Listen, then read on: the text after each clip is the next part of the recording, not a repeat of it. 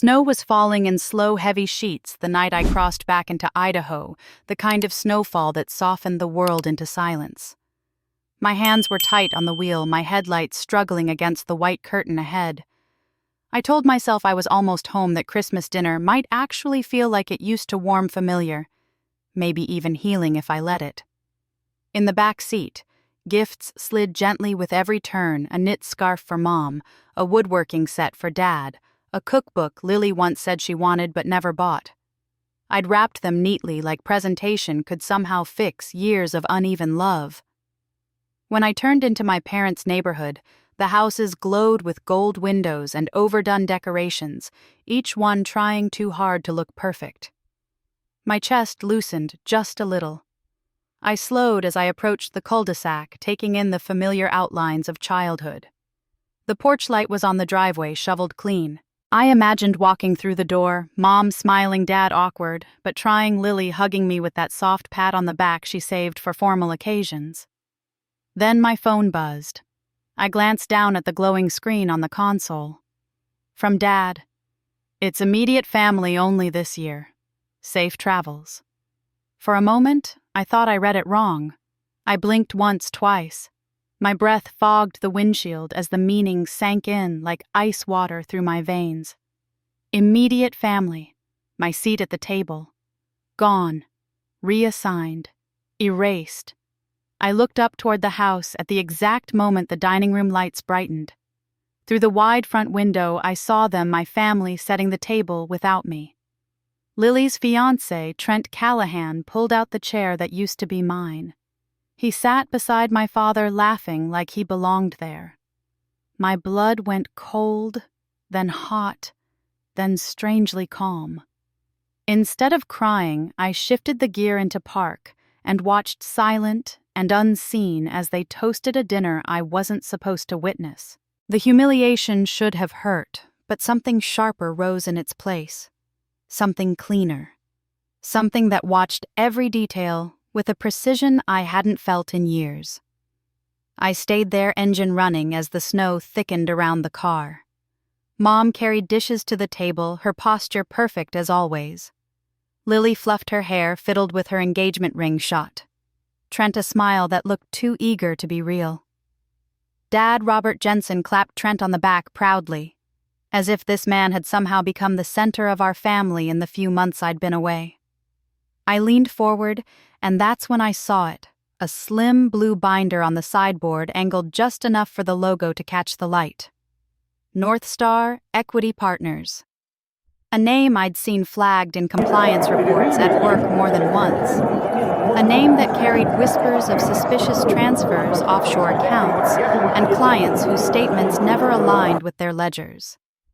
A pulse of cold expertise shot through me. Why would Dad have their document out at Christmas dinner? The wind rattled the car lightly. I exhaled, slow, controlled. I knew better than to jump to conclusions. But I also knew the patterns: a struggling family business, a charismatic outsider promising rescue, sudden financial shifts no one could explain. The last time I'd spoken with Dad, he'd bragged about a visionary young partner who would save Jensen Timber and Build. He hadn't said the name, but I saw him now, sitting in my place, raising a glass with my father. My phone buzzed again, a new notification from work. Harper, my colleague, had forwarded it. "Reopening your North Star report. Numbers don't add up. You might have been right." I stared at the message, then at Trent inside, then back at the binder. A connection formed so fast it made my heart kick against my ribs. Dad, Trent, North Star. This wasn't just a family dinner without me. Something else was happening, threaded beneath the holiday lights. My breath fogged the glass again. I wiped it with my sleeve and looked at my father's face, bright, proud, unaware he was being played, or worse, complicit without meaning to be. The worst part wasn't that he'd excluded me. It was that he didn't want me there because I asked questions he didn't want to answer. A snowflake melted on the windshield, then another. My decision formed with the clarity of a scalpel's edge. I shifted the car into drive, but not to go home. Not to lick wounds or cry into a motel pillow like I once might have. I drove away from the house headlights, cutting through the white blur, leaving behind the place where my seat had been handed over to a stranger. Somewhere between the cul-de-sac and the open road, I whispered to myself, barely audible over the thump of the wipers. If they don't want me at the table, fine. But they're not ready for what happens next. I pressed the accelerator. I wasn't done. Not by a long shot. I stayed parked across the street long enough for the snow on my windshield to melt, refreeze, and melt again. The house glowed like something out of a catalog, warm, curated, perfectly staged. It didn't feel like the home I grew up in. It felt like a set built for someone else's life. From my shadowed spot under an old pine tree, I had a clear view straight into the dining room. Every movement inside felt amplified, precise, painfully visible. Mom carried a platter to the table, her hair curled just the way she liked it for holiday photos. Lily hovered beside her, adjusting napkins and giggling every time Trent whispered something into her ear. He stood confidently like he was hosting the dinner himself. "Dad." My dad gestured for Trent to sit in the chair at his left. My chair. The spot I'd filled every Christmas until the year I left for Denver. I watched Trent settle into it with the entitlement of someone who believed he'd earned it. Dad smiled at him, proud, satisfied, like the son he always wanted had finally arrived. A wave of heat burned through my chest. Not rage exactly, more like recognition. This wasn't an accident. This wasn't a misunderstanding. This was intentional. My breath fogged the glass as I leaned closer. Mom lit the candles, the soft glow washing over the perfect table, setting gold runners matching plates, everything symmetrical. They'd set 4 places. Not 5. No room for me. My fingers tightened around the steering wheel. I told myself not to overreact. Then something tugged my attention to the left, toward the sideboard near the window. A blue binder lay open, its logo half visible under the dining room lights. North Star Equity Partners. My entire body went still. I recognized the logo instantly. At work, our team had flagged several of North Star's filings: vague consulting fees, inconsistent quarterly statements, payments routed through a Wyoming shell company. The kind of paperwork that smelled like trouble long before anyone could prove it. Why was a North Star binder sitting in my parents' dining room on Christmas Eve? Dad appeared beside the sideboard, flipping through a few pages before tucking the binder into a drawer. He wiped his forehead. He looked stressed. Not tired. Not old. Stressed. The kind of tension that comes from hiding holes in the floor you don't want anyone to fall through. A knot tightened in my stomach. Something wasn't right. Inside the house, Lily lifted her wine glass, laughing at something Trent said. He leaned toward her, confident, polished. I'd worked with men like him, self-important, overly smooth, using charm like currency. Dad ate that kind of man up like gospel. Dad raised his own glass. They toasted. I couldn't hear the words, but I saw Lily beam with pride. Probably bragging again about Trent's big break, the same one she'd mentioned on the phone. He's going to help Dad rebuild the company, Clara. He's brilliant. You'll see. I saw plenty. The last time I talked to Dad, he'd mentioned a new partner helping Jensen Timber and Build stay afloat. He'd called him a visionary. I assumed it was some older investor or someone from the lumber industry. I hadn't expected it to be Lily's fiancé. I shifted in my seat, pushing down a rising tide of nausea. My phone buzzed. A notification banner slid across the screen. From Harper, reopening your North Star report. Numbers still don't line up. Might need a deeper dive Monday. The timing hit like a hammer. Inside the house, Trent stood, excused himself, and walked toward the hallway that led to Dad's office. Lily watched him go, adoringly unaware. Dad didn't follow. He stayed at the table, rubbing the bridge of his nose. Then headlights swept across my rearview mirror. A black SUV rolled slowly down the street, stopping for a moment in front of my parents' house. The driver didn't get out. The engine hummed low, steady. After a beat, the SUV continued on, but my pulse didn't slow. Something deeper than family favoritism was happening inside that house. I kept watching. Mom laughed at something Lily said, but her smile looked thin, brittle. Dad's knee bounced under the table. He reached for his glass again, hand trembling just enough to see from where I sat. Then Trent returned to the dining room holding a thick envelope. He slipped it under the tablecloth beside Dad. Dad glanced at it, eyes sharp but nervous. My throat tightened. The envelope seemed heavy, important. Not a holiday card, not something innocent. I leaned back in my seat, adrenaline beginning its slow crawl through my veins. This was no longer just about a cold text message telling me to stay away. This was no longer about the humiliation of being excluded from Christmas dinner. This was about North Star. About my father's struggling company. About a binder on a sideboard and an envelope delivered like contraband. A gust of wind slammed snow against the windshield. The wipers squeaked as I turned them back on. My reflection stared back at me, eyes steady, jaw tight. I opened my laptop. The motel Wi-Fi I planned to use later wasn't necessary for the first step.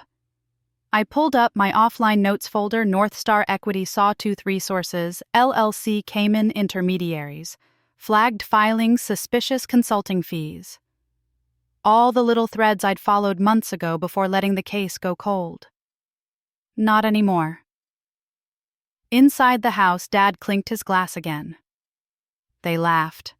They looked like a perfect family, one that didn't need me. Fine. Maybe they didn't need me at the table, but whether they realized it or not, they needed me now.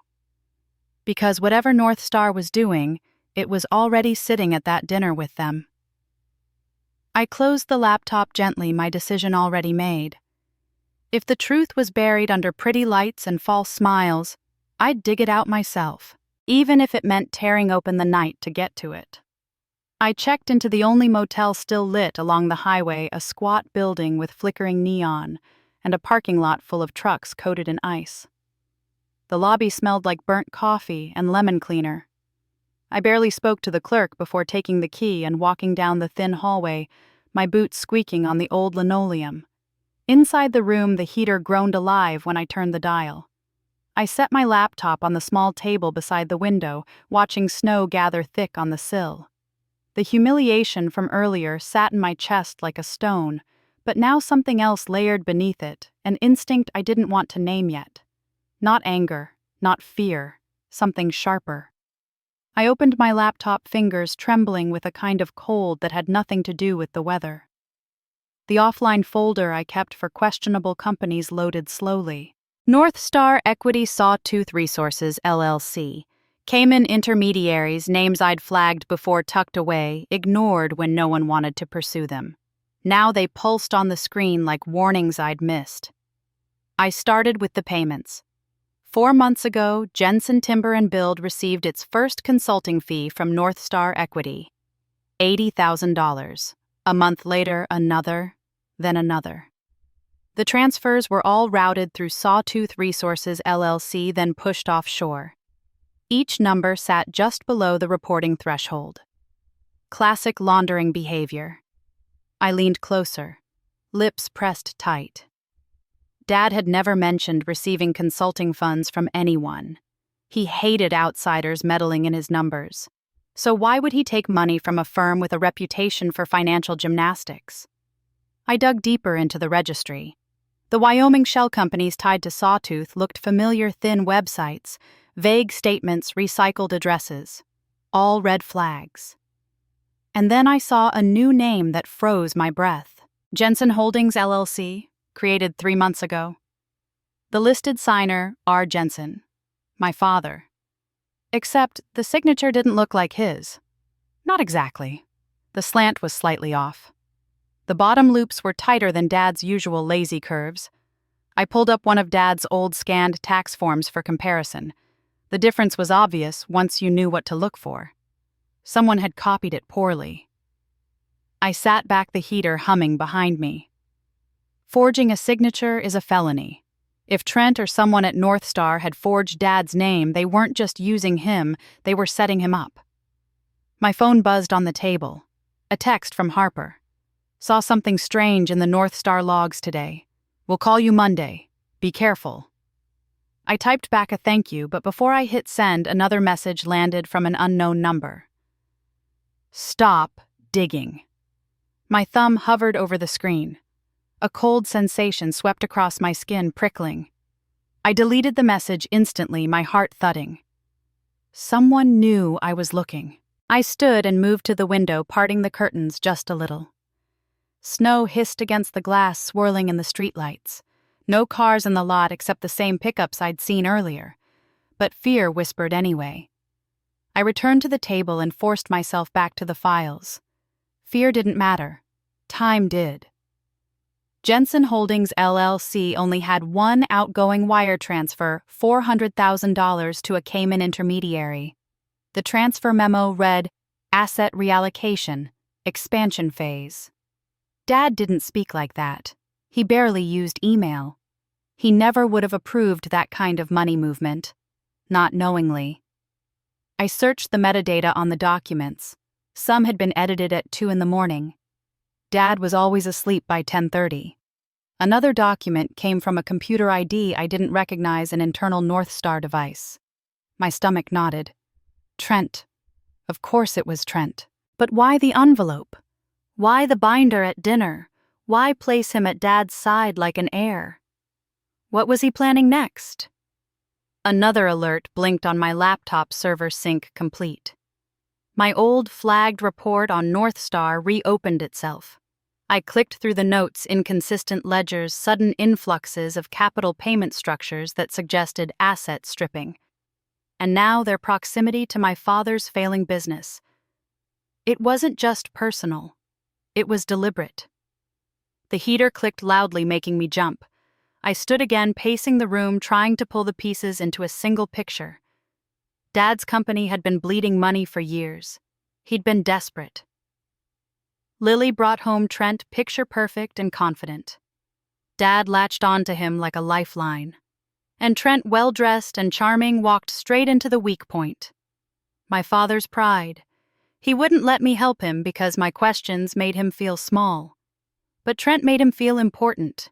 Manipulation always starts with flattery. I'd learned that in my first year on the job. I rubbed my hands down my face, exhausted but unable to stop. If someone was forging signatures, moving assets, creating dummy companies in Dad's name, then my father wasn't just a pawn, he was the fall guy. That's when I saw the shadow. A slow, deliberate shape sliding under the crack of the motel door. My heartbeat rattled in my ribs. I stepped closer, careful not to make noise. A small, folded piece of paper lay on the floor. I crouched and picked it up. One sentence typed on a narrow strip. Walk away while you can. My throat tightened. I swallowed, forced my voice into the stillness. No, I wasn't walking away. I was just getting started. I shoved the note into my coat pocket, grabbed my laptop, and reopened every file. If they wanted me silent, that meant the truth was worse than I'd imagined. And if the truth could destroy my father's life, I was going to find it before it did. Outside, a truck engine rumbled briefly, then faded into the snowy dark. I stood by the window again, watching the wind drag white lines across the glass. Fear pressed against the edges of my thoughts, but purpose pushed back harder. They thought the outsider wouldn't fight. They were wrong. The knock came just as I was closing my laptop. 3 short taps, too soft to be a threat, too steady to be accidental. I froze, listening to the hum of the heater and the faint groan of pipes behind the wall. When I finally stepped toward the door, my pulse was loud enough to drown out the snowstorm outside. I opened it a few inches. Clara, a voice whispered. Ray Hall stood in the walkway, bundled in an old brown coat collar turned up against the cold. His gray hair was damp with snow, and his eyes darted toward the parking lot before he slipped inside without waiting for an invitation. He closed the door behind him, breathing hard like he'd walked a long way or hurried more than his age allowed. I heard you were in town, he said, voice low. Your mother mentioned it when I saw her at the store. He swallowed his Adam's apple, trembling. We need to talk. I gestured to the seat by the table. He didn't take it. Instead, he rubbed his hands together, almost wringing them. "What's going on, Ray?" I asked. His eyes lifted to mine, and for the first time since I was a kid, watching him lay out receipts for Dad, I saw real fear in them. "There's something wrong at the company," he said. "Something your father won't see." I shut the laptop and waited. The heater buzzed, filling the silence between us. Ray finally sank into the chair like exhaustion pulled him down. Things changed after that man showed up. The fiancé, Trent. He shook his head. He came to the office more than anyone noticed. Brought documents, said they needed signatures right away. Told us not to bother your father with questions. A cold knot formed in my stomach. "How many documents?" "Too many," Ray said. "And not the kind your dad used to sign. These were complicated contracts, restructured assets, consulting agreements. Legalese, stacked on legalese." He swallowed. "And your father? He signed them all." I stared at him. Did Dad read any of them? Ray's wince told me the answer. "Clara," he said quietly, "I don't think he understood what he was signing. And I don't think Trent wanted him to." The room suddenly felt smaller, tighter. My memories rewound Dad boasting about a visionary partner, calling it a fresh start. I'd thought he was exaggerating. I hadn't realized he was drowning. "Ray," I said slowly, "did you see anything else?" "Anything unusual?" His jaw tightened. He nodded once. "Some signatures. Didn't look right." My breath caught. "Forged, I can't say for sure." He paused, his voice cracking. "But I've seen your father's signature every day for 15 years, and a few of those pages didn't match." A heavy silence settled over us. Ray unbuttoned his coat with shaking fingers, pulled something from his pocket, a small brass key. He set it on the table. "This opens the old safe in the accounting room," he said. "I left some of the old forms there when I retired. Copies of documents, signatures, things Trent probably doesn't know exist." He leaned closer. "If you want to know the truth, look inside that safe." My heart thudded as I picked up the key. The metal was cold enough to bite my skin. "There's one more thing," Ray said, voice dropping. "That man, Trent, he's got your father convinced he'll save the business. But every time he leaves the office, your father looks smaller." His gaze softened.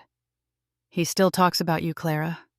Says he wishes things were different, but he's too proud to say it out loud." The words hit hard, scraping something tender inside me. Years of distance between my father and me weren't imagined, they were built brick by brick out of hurt and stubbornness. And now Trent had stepped right into the gap. I stood grabbing my coat and laptop. "I need to see that safe." Ray rose too, his expression caught somewhere between relief and fear. "Be careful," he whispered. "If Trent finds out you're digging—" "I know," I said. "I won't let him see me." Outside, snow hammered the parking lot, blurring the road into white streaks. The motel sign buzzed overhead. Ray disappeared into the storm, hunched against the wind, leaving me alone with the brass key and a rising certainty that everything was about to break open. I drove across town, tires crunching through fresh snow. The old Jensen Timber office sat in an industrial stretch near the river lights off, except for a dull glow in the upstairs window. My chest tightened. The last time I'd been here, Dad still believed he could outrun the recession. I parked behind the building the same way I used to when I came to surprise him after school. The side door gave way with a groan, and I slipped inside, closing it quietly. The air smelled like dust and abandoned dreams. Motion sensors flickered, casting long shadows across the walls. The accounting room was just as I remembered Ray's old desk. The filing cabinets, the faded photo of Dad shaking hands with a supplier, and in the corner, half hidden, the safe. My hands shook as I knelt and slid the key into the lock. A clean click sounded loud in the stillness. I opened the safe. Folders, ledgers, contracts, all the things Ray said would be there. And as I reached inside, a faint sound echoed from the hallway, a soft, deliberate footstep. Someone else was here. I froze, breath shallow. The motion sensor flicked on again outside the door, casting a moving shadow across the glass.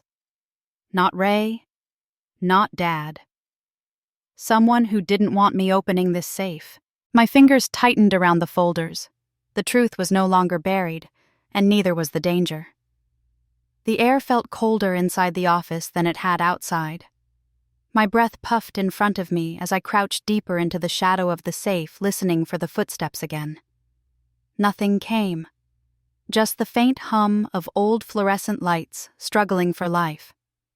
I told myself I was imagining it, fear exaggerating every sound. But the truth was simpler. Someone else had been here. Someone who didn't want me opening this safe. I focused on the files instead. The safe held more than Ray had hinted at. Folders stuffed to the brim, loose documents folded in quarters envelopes, sealed and unsealed. I pulled everything onto the floor in front of me, arranging it quickly but carefully.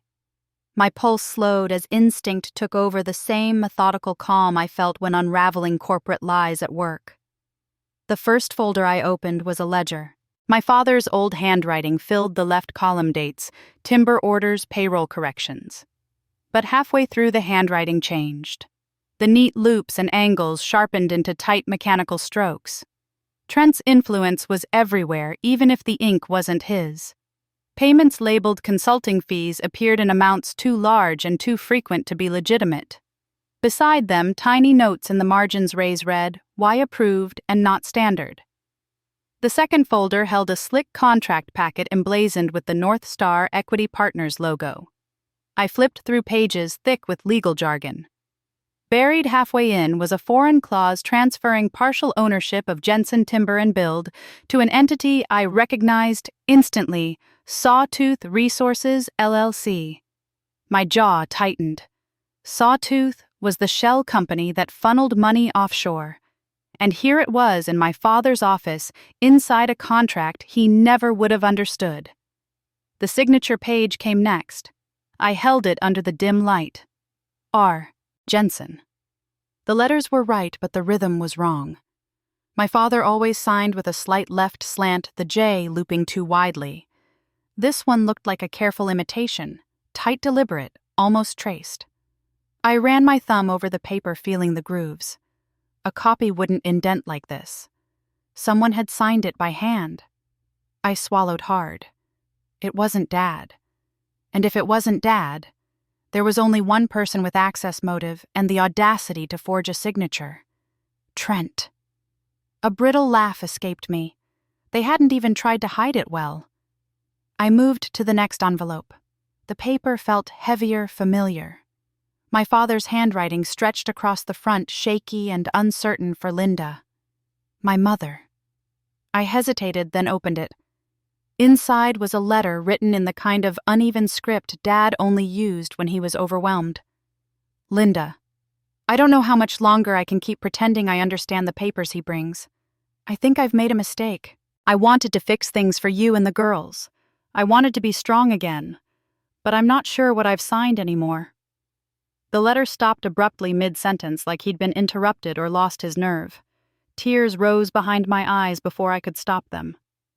My father wasn't a criminal. He was drowning. And Trent had seen the perfect opportunity to drag him under. I folded the letter carefully and tucked it into my coat.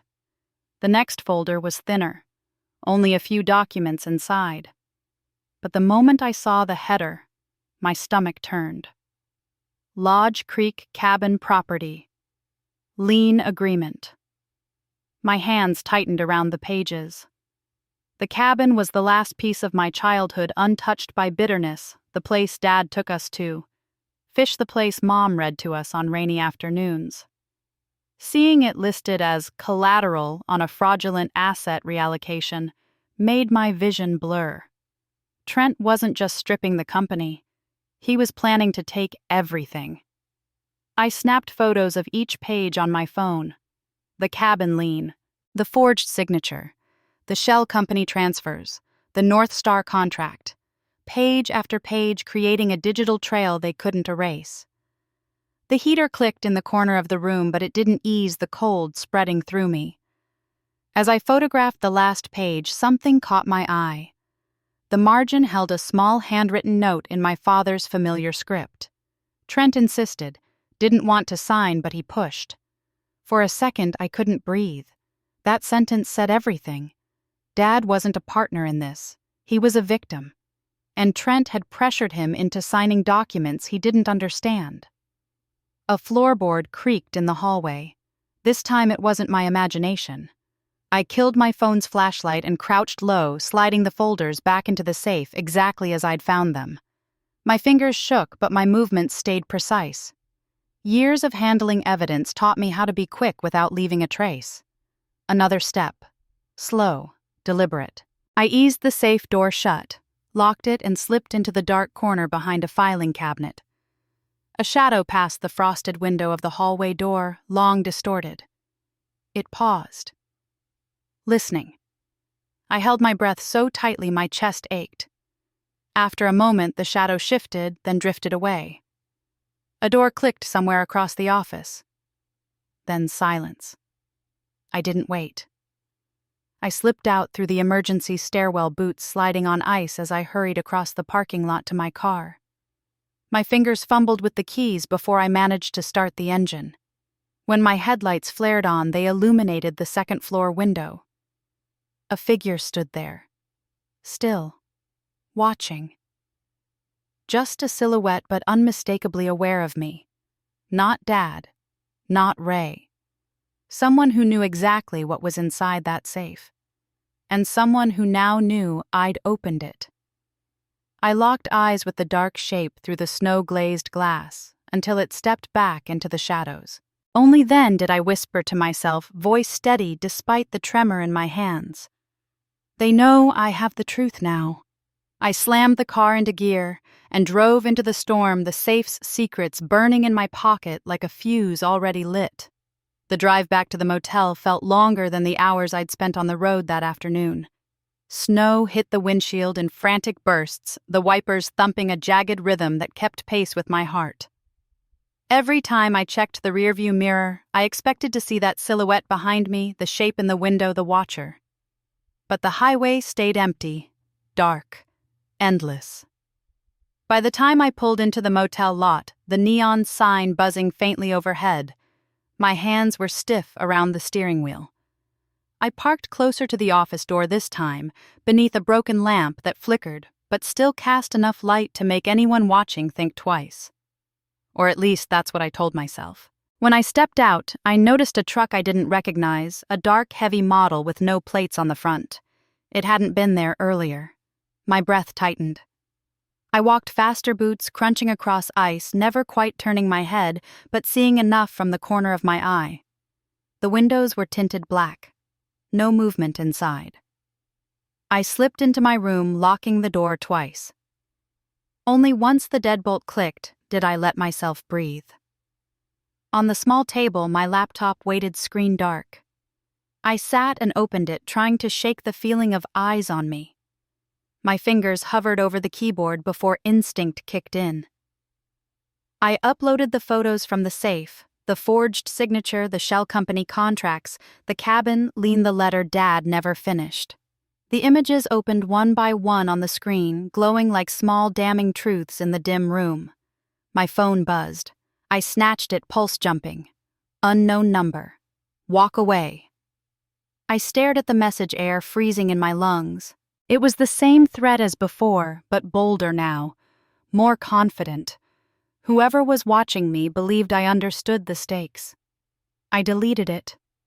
I moved to the window, peeling back the curtain just enough to see the parking lot. The truck was still there, unmoving. Snow gathered on its hood. Its engine was off. If someone was inside, they didn't want to be seen. I shut the curtain again. Not tonight, I whispered to myself. You don't get to scare me tonight. I needed help. Not moral support, professional support. So I called the only person I trusted with a mind sharp enough to understand what I was up against. Harper answered on the second ring. "Clara, it's late. I know," I said, trying to keep my voice steady. "I need your help." I told her everything. Not the family drama, but the irregular filings, the forged signatures, the offshore transfers, the Wyoming Shell Corporation, the cabin lien, all of it. She stayed quiet, listening the way she always did when she was processing information like data sliding into columns. When I finished, she exhaled slowly. "Clara, North Star is already on a federal list. Quiet investigations, nothing public yet. But if they forged documents in your father's name and funneled money using dummy corporations, you're in the blast radius. I'm not backing off," I said. "You shouldn't," she replied.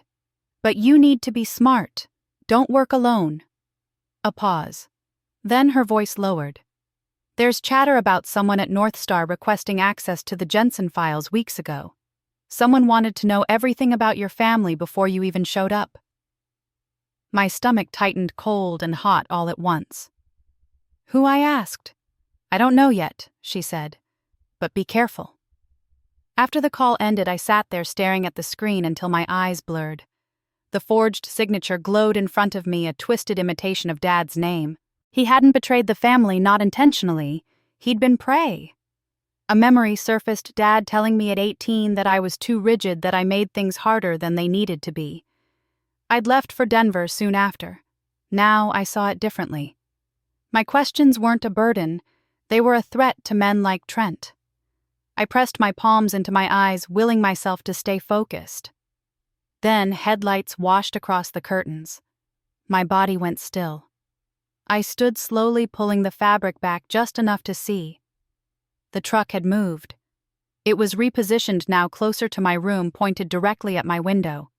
A shape sat in the driver's seat, just barely visible. The engine rumbled to life. My phone buzzed again. Unknown number. "If you care about your father, stop." I didn't delete this one. I let it sit there on the screen, burning. I grabbed my coat, my laptop, and every piece of evidence I had. I wasn't staying in that room another second. I needed to see my father. I needed answers. And I needed to stop pretending this storm wasn't heading straight for him. When I stepped outside, the cold hit me hard, sharp enough to sting my lungs. The truck's engine grew louder. The headlights brightened, blinding for a moment. Then, as I reached my car and unlocked it, the truck fell silent. The engine cut. I didn't wait. I started my car and pulled out onto the road, snow swirling behind me in frantic spirals. Every few seconds, I checked the rearview mirror. The truck didn't follow, but the message did.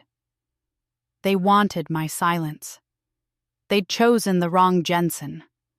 By the time I reached the edge of town, my breath had steadied. The fear was still there, but something stronger pushed beneath it. Resolve sharp and stubborn. They could watch me. They could threaten me. They could follow me through the snow. But I had the truth now. And I wasn't going anywhere until my father heard it. The snow had tapered off to a fine, icy mist by the time I turned onto my parents' street again, the same street where I'd sat the night before watching my family toast a Christmas I wasn't welcome at. Tonight, the lights looked colder, sharper, like the house knew I wasn't arriving as a daughter, but as something else entirely. I parked 2 houses down, engine humming, while I stared at the place I'd once believed would always be home. Then I saw it. Trent's car. Parked confidently in the driveway, tires dusted with fresh snow. He hadn't left. He hadn't even bothered to pretend to keep a boundary between business and family. He was staking his claim not just at the table, but at the center of everything. My pulse beat hard against my ribs as I got out of the car and walked toward the house. My boots crunched across the shoveled walkway. Before I could knock, the door swung open. Dad stood there. He looked older than he had last night under the dining room light, more wrinkled around the edges, more sunken behind the eyes. But the stiffness was still there, the reflexive defensiveness he wore like armor. "This isn't a good time, Clara," he said. "It's the only time," I replied. He exhaled through his nose like he was weighing whether the argument was worth the effort, then stepped aside. Fine. 5 minutes. I walked past him into the foyer. The house was warm, decorated, cozy, everything mine wasn't.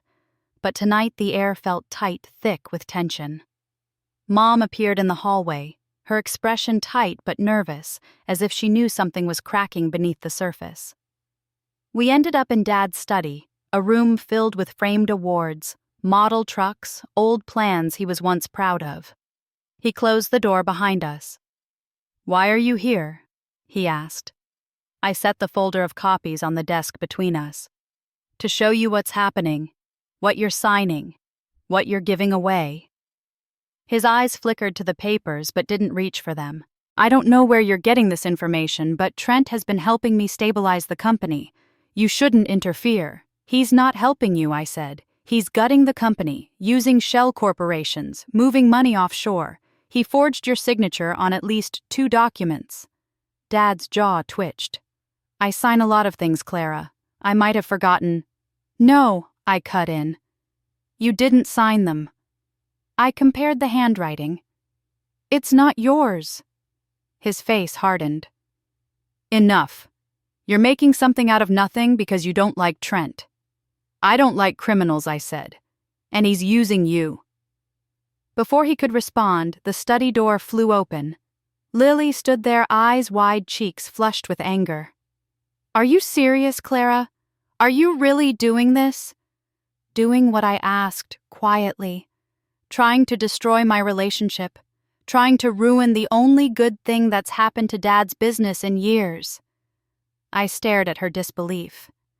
"You don't know him, Lily. You think you do because he smiles and says the right things." "And you," she snapped. "You come home once a year and act like you know better than everyone." "This isn't about knowing better," I said.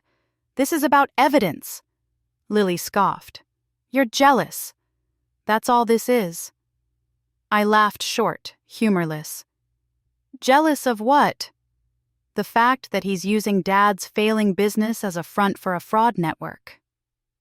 The fact that he's setting Dad up as the fall guy." She froze, the words hitting her like a slap. But before she could respond, another voice spoke from the doorway. "That's a serious accusation." Trent leaned against the doorframe. Arms crossed, expression amused. Too amused. Like he was watching a show he'd already predicted the ending to. My blood went cold. "Why were you in the office tonight?" I asked him. His eyes flicked just for a second. "I wasn't." "You were," I said. "You or someone you work with." He smirked. "Clara, you really need to stop playing detective. You're embarrassing yourself." Dad's face flushed with irritation. "Clara, that's enough." "Is it?" I asked softly. "Because here's the truth. North Star Equity is under review.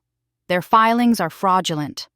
And the shell company tied to your new partnership Sawtooth Resources routes money offshore through the Caymans. I traced every transfer."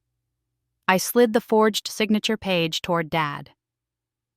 "And this is not your signature." Dad stared at it.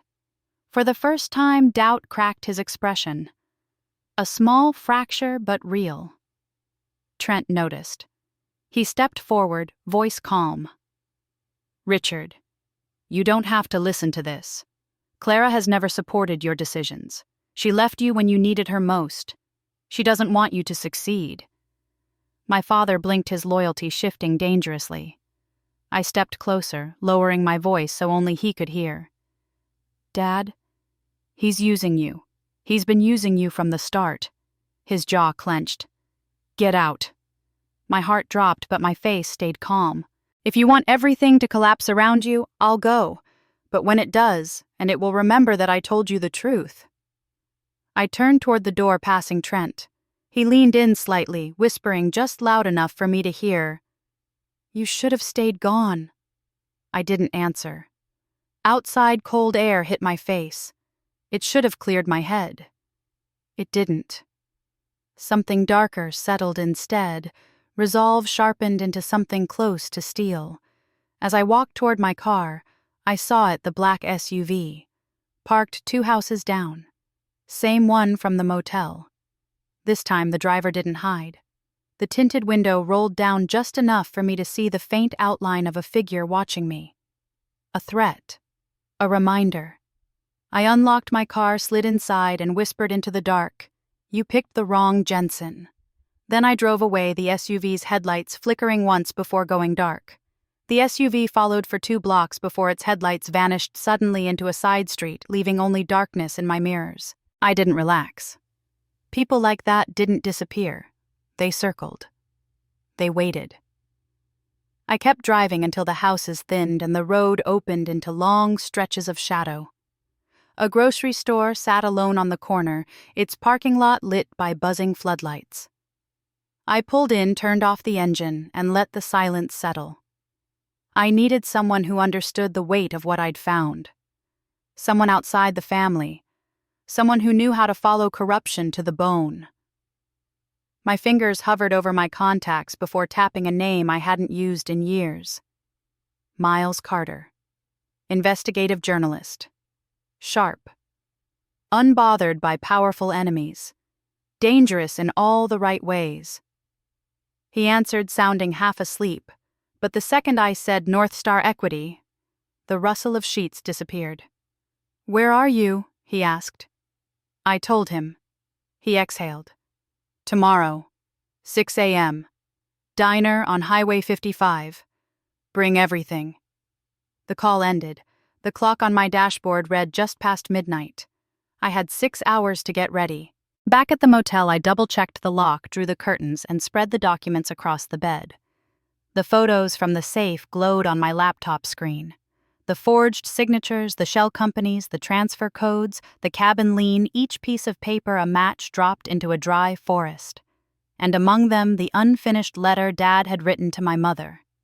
I read it again, every line heavier than the last. "I think I've made a mistake. I wanted to fix things. I don't know what I've signed anymore." I sat on the edge of the bed, the letter shaking between my fingers. He hadn't betrayed us. He'd been ashamed. And Trent had fed that shame until it became blindness. I laid the letter aside and opened the grainy photo I'd taken at the office window. Trent handing an envelope to a man in a dark coat. At first glance, it looked like a random exchange. But when I zoomed in, a small detail emerged. The man's belt carried a badge clip. Not a sheriff's badge, not a local contractor's. A corporate access card. North Stars. I closed my eyes, exhaling slowly. Trent wasn't freelancing. He was answering to someone bigger. My heart knocked hard against my ribs. Another layer of danger. Another reason they wanted me silent. The heater clicked on behind me, blowing warm air that barely touched the cold crawling up my spine. I arranged every file into a digital folder for Miles and backed it up twice cloud and external drive. Fear circled the edges of my thoughts, but purpose kept it from swallowing me whole. By dawn, I was driving again. The diner appeared like a lighthouse in the fog, yellow lights glowing through the frosted windows. Miles was already inside, coffee steaming in front of him, notebook open. He looked older than I remembered, less fire in his glasses, more weary intelligence in his eyes. But when I slid the folder across the table, the reporter woke up inside him. He sifted through each page, silent except for the flipping of paper. When he finally looked up, his face was pale. "Clara," he said, voice low. "This isn't small-time fraud. North Star's tied to at least 2 federal inquiries. Offshore laundering, dummy corporations, political donations traced through shell accounts." He tapped the forged signature. "Your father is the perfect scapegoat, a failing business, a man desperate enough to ignore details. Easy to blame." My fingers curled around the coffee mug, steadying myself. "He didn't know," I said. "I'm sure he didn't." Miles nodded. "I believe you. But belief isn't protection. Evidence is." He leaned forward. "If you give me permission, I'll push this through legal and hand it to the federal contacts who trust me. My mind flickered to Dad, his denial, his anger, his blind trust in the wrong man. I pictured Lily crying on the phone defending Trent even while the house burned around her. Then I saw the forged signature. "Yes," I said. "Do it." Miles didn't smile. He just nodded and closed the folder like he'd loaded a weapon. When I walked out into the cold morning, a man at the counter lowered his newspaper. I caught the glint of a North Star logo sticker on his laptop. He watched me walk past him, eyes blank, mouth set. The message was clear. "We see you." My phone buzzed before I reached the car. Unknown number. "You talked to him." I stared at the text until my breath fogged the screen. Then I looked up, and there at the far end of the lot sat the black SUV. Engine on. Headlights off, like a predator waiting for its moment. I drove away slowly, refusing to show the panic tearing through me. Only when I reached the highway did the SUV fall back, swallowed into the morning mist. This was bigger than Trent, bigger than Dad, bigger than I had even dared to imagine. And now the people behind it knew my name, my face, and exactly what I'd uncovered. I gripped the wheel tighter, eyes fixed on the road ahead. "If they think fear will stop me," I whispered, "they haven't been paying attention."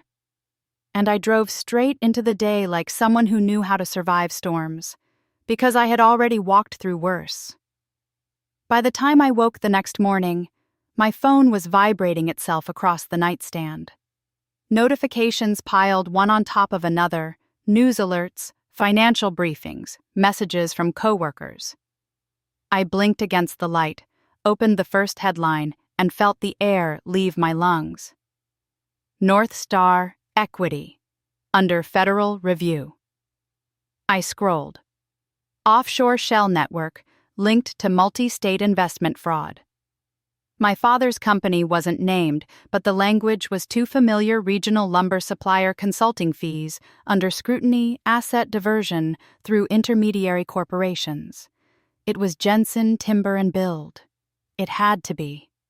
I swung my legs off the bed, heart pounding, reading faster with each article. Every red flag I'd pulled the night before now blazed across national news. My phone rang. "Mom!" Her voice was thin, frayed. "Your father was served a notice at the office this morning. He's beside himself. He won't talk to me." "He's angry, Clara. Very angry." I swallowed. "What kind of notice? I don't know," she whispered. "Something federal." "He blamed you." The line went dead before I could speak. I sat very still. A coldness deeper than any snowstorm seeped into me. My father believed Trent over me. Even now, even with the truth unfolding in headlines. I forced myself to stand, dress move. I didn't have the luxury of freezing. My next call was to Lily. She didn't answer. After 5 attempts, I drove straight to her condo. Her car was in the lot, snow piled around its tires. I climbed the stairs 2 at a time and knocked. The door opened inward on the second knock, not because Lily answered, but because it wasn't fully latched. "Lily!" I called, stepping inside cautiously. She was sitting on the floor beside the couch, knees pulled to her chest, makeup streaked in black lines down her cheeks. Her phone lay shattered a few feet away. "He's gone," she said without looking up. My breath hitched. "Who?" "Trent," she whispered. "He left before sunrise. Packed a bag and just left." I crouched beside her. "Did he say anything?" "He said he loved me." Her voice cracked. "And that he had to handle things. That everything would blow over and he'd fix it." She rubbed her face with trembling hands. "Clara, his laptop is gone. And he took Dad's binder. The company binder." My stomach tightened. "Anything else?" She nodded slowly. A folder I didn't recognize, labeled Sawtooth. I sat back on my heels, breath frozen. Sawtooth was the shell company funneling money offshore. And if Trent took those documents, he wasn't planning to clear his name. He was collecting leverage. "He's planning to pin this on Dad," I said quietly. Lily's lips trembled. "He told me, if anything went wrong, Dad would take the fall." Her voice broke into a sob. I thought he was joking. Before I could respond, my phone rang. Miles. Heard from my federal contact, he said, not bothering with a greeting. "There's a warrant out for Trent Callahan, securities fraud, wire fraud conspiracy. They think he's running toward Oregon." My pulse hammered. He's already gone. He took documents. Physical documents. Miles cursed under his breath. "That makes him more dangerous. He'll use your father's signature pages to save himself."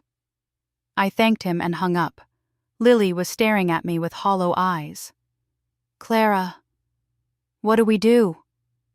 "We prove the truth before Trent sells a lie," I said, rising to my feet. But before I could get far, Mom called again. This time her voice shook so hard I could barely understand her. "Your father thinks Trent will explain everything she choked. He won't even look at the notices. He thinks you're stirring things up." "He won't listen, Clara." I clenched my jaw. "He has to." "No," she whispered. "He won't." I ended the call and left Lily with a blanket and water, promising I'd come back. But as I walked to my car, I saw it again. The black SUV, parked 2 spaces down. Engine running. Not pretending to hide anymore. A text buzzed a second later. "You should have let this die." I closed my eyes, inhaled, once exhaled slowly. Fear tried to claw its way up, but purpose crushed it flat. I drove straight to my parents' house. Dad answered the door with a stack of official papers in his hand. He looked furious, sleep-deprived, and terrified all at once. "What did you do?" he demanded. "Nothing compared to what Trent just did," I said. "He's gone. He's running because he's guilty. He said you'd try to blame him," Dad snapped. "Said you'd twist things, make me look incompetent." I felt something inside me splinter. "Dad, I have proof. I showed you." He cut me off. "You've always acted superior. Always thought you knew better. This time you've gone too far." There it was. The same old wound reopened on cue. But before I could argue, another call came. Miles again. "They got him," he said. "Arrested outside a hotel in Oregon, trying to leave through a service door." Relief surged through me, but Miles's voice sharpened. "One more thing. He's already talking, and he's naming your father as the one who approved every transfer." My knees weakened. Of course Trent would try to save himself first. Back in the doorway, Dad's expression shifted anger, fracturing into something closer to fear, though he hid it well. "They'll believe him," I said quietly, "unless we give them the truth first." Dad swallowed hard but didn't answer. I turned away without another word, stepping back onto the snow-covered path. As I reached my car, I knew exactly what came next.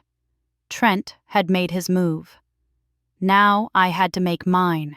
The voicemail from the federal office came just after sunrise, crisp and formal, asking me to verify certain materials submitted anonymously. I replayed it twice before starting the car. The roads were slushy, the sky a thin gray blade, but adrenaline kept my hands steady on the wheel as I drove toward Boise. Every mile closer to the federal building felt like another step away from the girl who once cried over being excluded from Christmas dinner. Inside, the air was too clean, too still. Agent Sandra Hayes met me at the security door, a woman in her 40s with calm eyes and a posture that told me she'd seen worse than anything I could bring her. She led me into a small interview room with bright lights and no windows. "Ms. Jensen," she said, sitting across from me, "we appreciate your cooperation.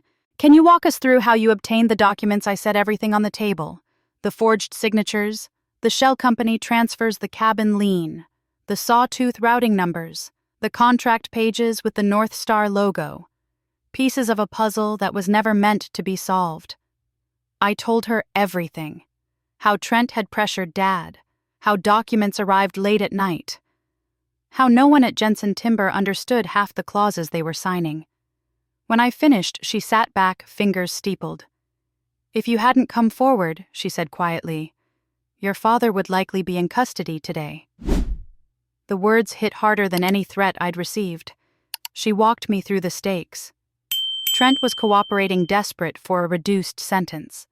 He was painting my father as a willing participant. Jensen Timber was now classified as a complicit entity until cleared. I felt myself go cold. He didn't know I said. He didn't understand what he signed. Agent Hayes nodded. "Then we need proof. Real proof." Back at the motel, I tore through old company emails and archives. I traced Dad's typos he always misspelled subcontractor. I mapped timestamps that proved he signed documents at 2 a.m, half asleep, or not at all. I found emails from Trent marked urgent, demanding immediate signatures without explanation. Every detail pointed to manipulation, not intent. A knock shook me from the screen.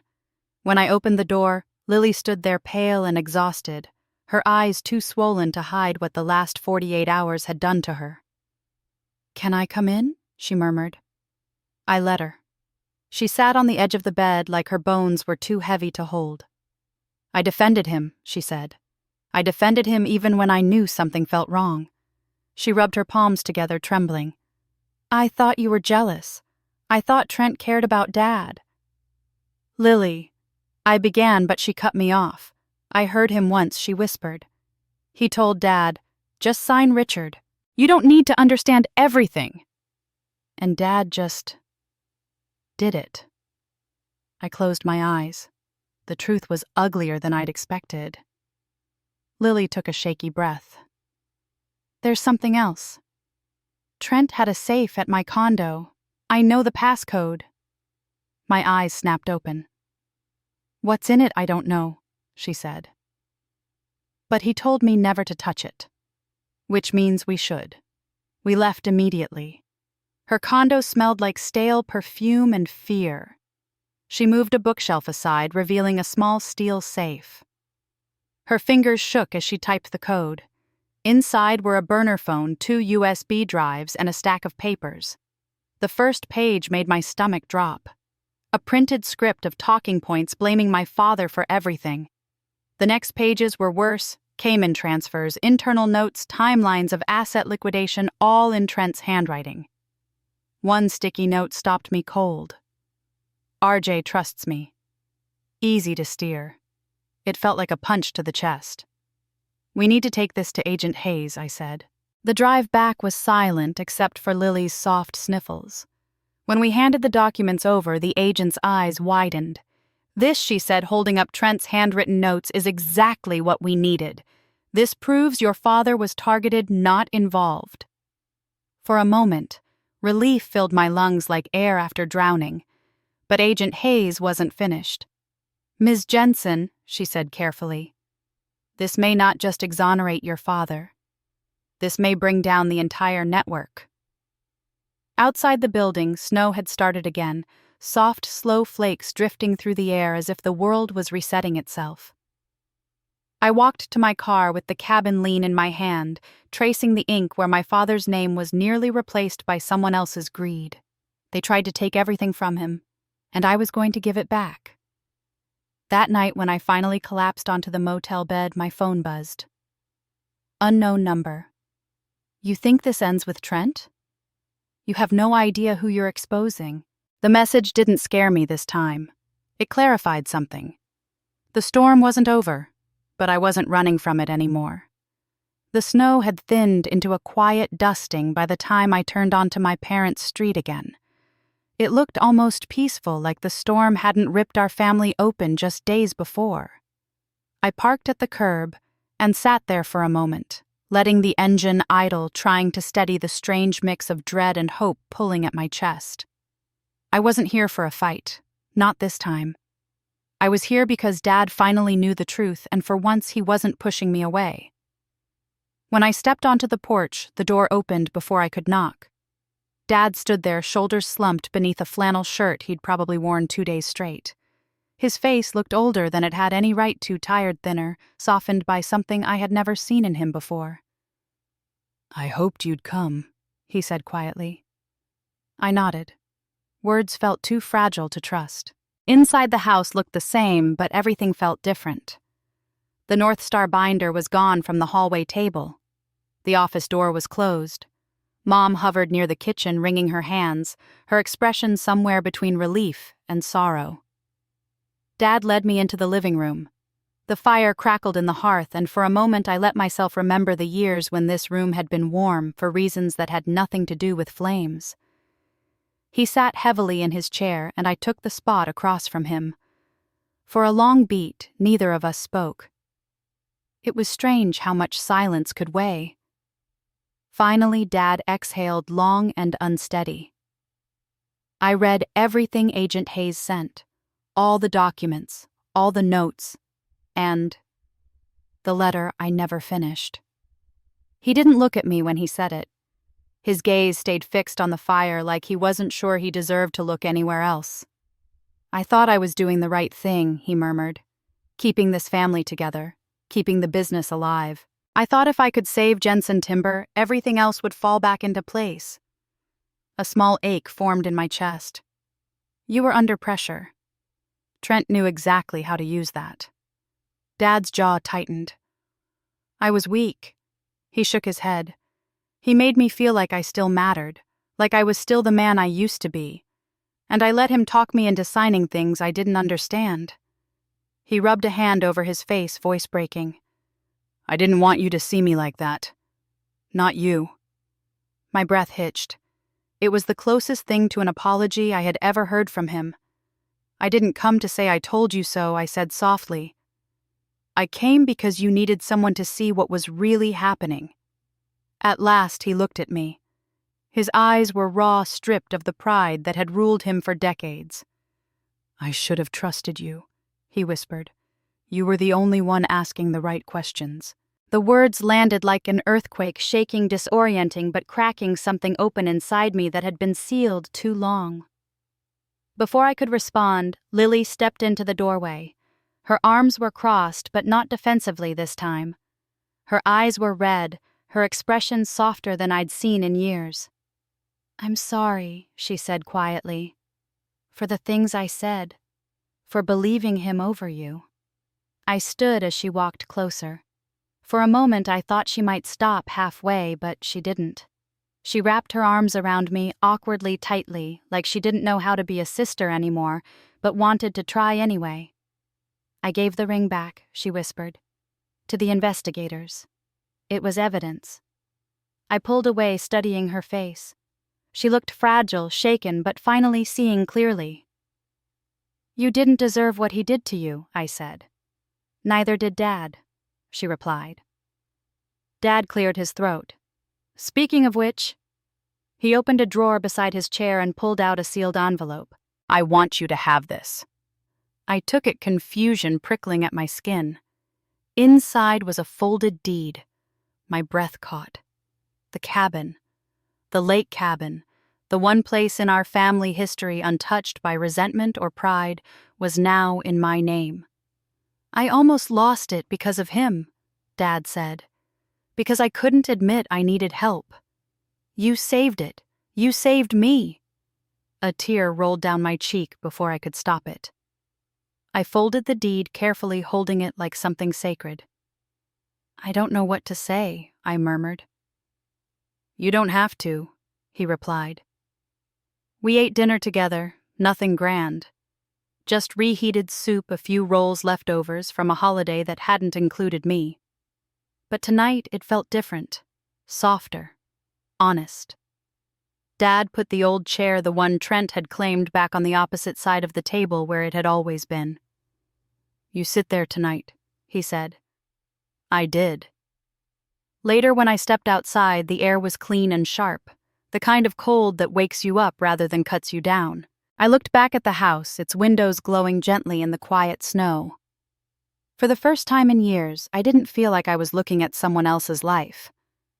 My phone buzzed, a message from Agent Hayes. "Call me tomorrow. We're almost ready for the final wrap on the case. There's one more thing you need to know. I slipped the phone back into my pocket, breathed in the cold night air, and let the warmth of the house behind me settle in my bones. Maybe nothing was perfect. Maybe nothing ever would be. But tonight, I felt the beginning of something my family hadn't had in a long time. A second chance. The road to the cabin wound through tall pines heavy with snow, the branches sagging under winter's weight. Morning light seeped through the trees in soft blue streaks, turning everything quiet and holy.